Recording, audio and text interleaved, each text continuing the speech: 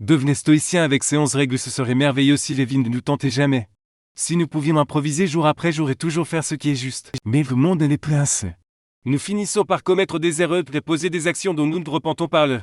Suite, le stoïcisme théorique est une philosophie mais pratique.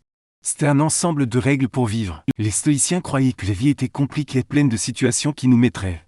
L'épreuve, c'est pourquoi ils ont créé des règles pour nous aider à rester sur le beau chemin. Dans cette vidéo, je vais parler de 11 règles stoïciennes que je ne suis imposé pour devenir la meilleure version de moi-même. Ces 11 règles ont été créées par les philosophes stoïciens il y a plus de 2000 votes ont été utiles de nombreuses personnes tout au long de l'histoire. Je vous invite donc à rester jusqu'à la fin pour apprendre toutes les règles et pouvoir les appliquer dans votre vie. Avant de commencer, je vous serai reconnaissant de liker cette vidéo. Cela m'aidera à continuer à diffuser cette philosophie. Si vous n'êtes pas encore abonné, je vous recommande de le faire et d'activer les cloches pour ne manquer aucune vidéo. Règle à tout conquérir vos matins, l'un des meilleurs moments de méditation de Marc Aurèle.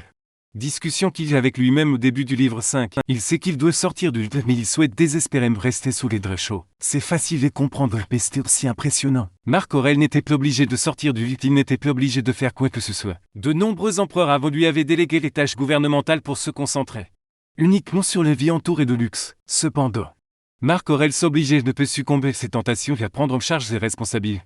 Puis dès le matin, il se levait tôt parce que Marc Aurèle savait que gagner le matin était le clé pour gagner journée réussir dans la vie. Vous avez peut-être entendu l'expression que le monde appartient à ceux qui se lèvent tôt. Marc Aurèle en était très conscient. Un bon départ de journée est un jour productif. Personnellement, je réalise ces 3 actions pour avoir une matinée productive. Écrire un journal dès que je me réveille.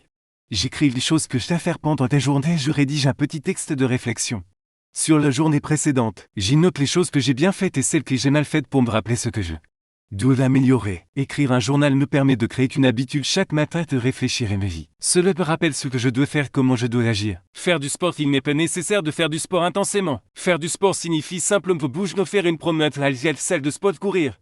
Peu importe tant que cela vous active physiquement, cela vous réveillera complètement et mettra votre esprit au repos prêt pour les 3e actions. 5. Concentrer sur le travail. Une fois que j'ai accompli les 2 actions précédentes, je suis prêt à me concentrer sur les tâches qui m'attendent. J'ai une vidéo où je parle plus en détail de cette règle et je vous la laisse ici. Règle 2 de 5. Concentrer sur ce qui est sous votre contrôle. Le stoïcien mettait beaucoup l'accent sur le fait de se concentrer sur les choses que nous pouvons contrôler et d'oublier celles que nous ne pouvons pas contrôler. Comprendre cela vous rendrait beaucoup plus pratique et vous ferait perdre moins de temps à vous inquiéter pour des choses qui ne le méritent pas. Une fois que vous comprenez cela, vous éviterez de nombreuses frustrations et situations de souffrance.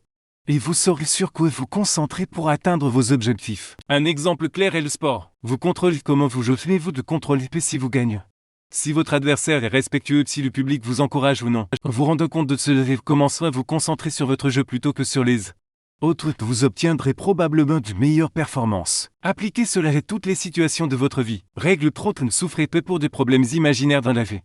Les situations d'incertitude vont générer des pensées qui vont nous faire souffrir. C'est tout à fait normal, mais si nous y réfléchissons attentivement, la plupart des situations négatives que nous imaginons ne se produisent jamais. Comme le disait Sénèque, nous sommes plus effrayés que blessés, nous souffrons plus de notre imagination que de la réalité. Essayez de vous concentrer sur le présent et de rester calme. Il est très probable que ce que vous imaginez de si terrible ne se produise finalement pas. Je vous laisse une vidéo ici où j'aborde ce sujet plus en détail. Règle 4. Traiter le succès et l'échec de la même manière. Marc Aurèle avait une métaphore intéressante. Il disait que tous les hommes sont comme un rocher qu'on lance en l'air. Il disait qu'il ne gagne rien d'en montre qu'il ne perd rien de descendant.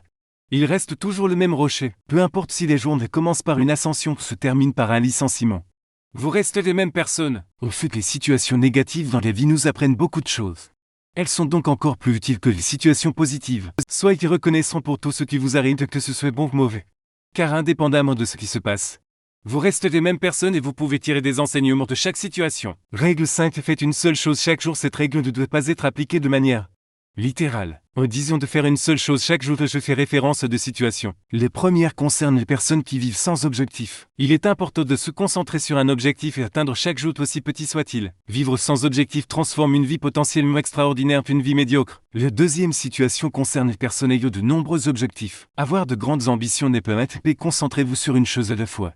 Concentrer sur trop de choses à la fois peut vous faire perdre de vue ce qui est vraiment important. Avec cette règle, je vous invite à essayer d'atteindre au moins un objectif que vous vous fixez chaque jour.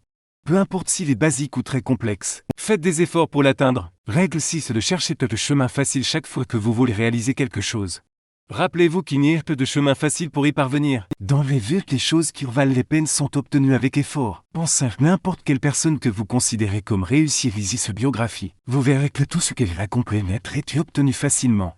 Mais grâce à l'effort et à la discipline, c'est les clés de cette réussite. Les chemins difficiles construisent votre caractère.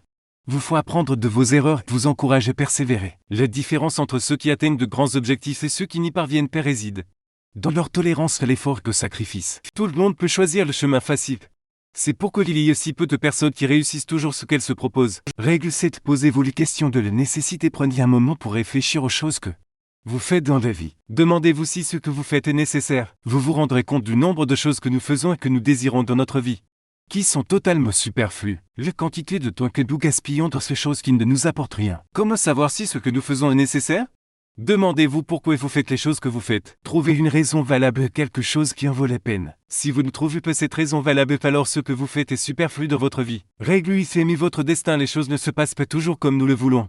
C'est un fait de la vie. Comme le disait Sénèque, les fortunes se comportent comme elles le souhaitent. Sa propre vie en était l'épreuve. Les problèmes de santé ont interrompu sa carrière politique. Un empereur exilé. Il réussit à revenir pour que la même chose lui arrive à nouveau. La plupart des choses étaient hors du contrôle de Sénèque. La seule partie qui dépendait de lui était la façon dont il choisissait de voir ces événements. Ce qu'il décidait d'en faire, il a choisi de les voir comme quelque chose de bon puis il a choisi de l'utiliser. La vie vous fera vivre des situations bonnes et mauvaises. Il est entre vos mains de décider comment vous les affronter. Cherchez le côté positif des choses qui vous arrivent ou vivez constamment dans le regret. Règle 9. Parlez avec la mort. Le fondateur du stoïcisme, Zénon de Ciccio, s'est rendu à l'oracle après avoir perdu toutes ses richesses pour trouver de l'inspiration sur ce qu'il devait faire de l'avenir. L'oracle lui a dit, pour vivre une bonne vie, tu devrais parler avec les morts. L'oracle faisait référence à la lecture. Il invitait Zénon à lire les livres des philosophes qui avaient vécu avant lui. La lecture est un outil incroyable.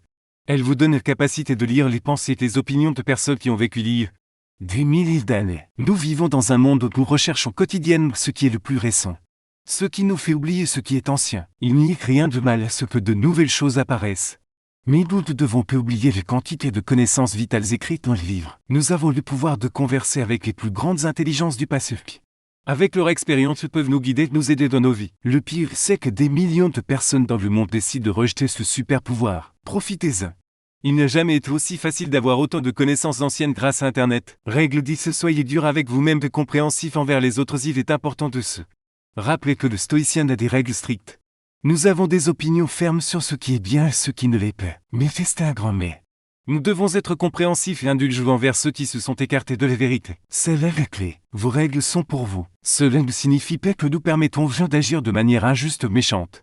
Mais nous n'avons pas à juger tous ceux qui ne se comportent pas exactement comme nous le voulons. Dans ce que la meilleure chose que nous puissions faire est de prêcher par l'exemple. Si vous voulez montrer à quelqu'un qu'il agit de manière incorrecte, efforcez-vous d'agir correctement vous-même et montrez-le. C'est la meilleure façon d'avoir un impact sur quelqu'un et de changer sa façon de penser. Cela peut prendre du temps, mais tôt ou tard ils commenceront à vous imiter. Règle 11. Souvenez-vous que vous mourrez chaque jour. Règle 12. Cultivez la compassion envers les autres. Le stoïcisme insiste sur l'importance de la compassion envers les autres. Bien que nous devions être durs avec nous-mêmes et maintenir des règles strictes, il est également essentiel d'apporter de la compassion et de l'empathie dans nos interactions avec les autres. Être stoïcien ne signifie pas être insensible ou indifférent aux problèmes des autres, mais plutôt les soutenir et les aider dans la mesure du possible. La compassion est une force qui nous connecte en tant qu'être humain et nous permet d'établir des relations significatives. En pratiquant la compassion envers les autres, nous renforçons également notre propre bien-être émotionnel et notre satisfaction personnelle. Règle 13. Adopter une attitude de gratitude. La gratitude est une autre vertu clé dans les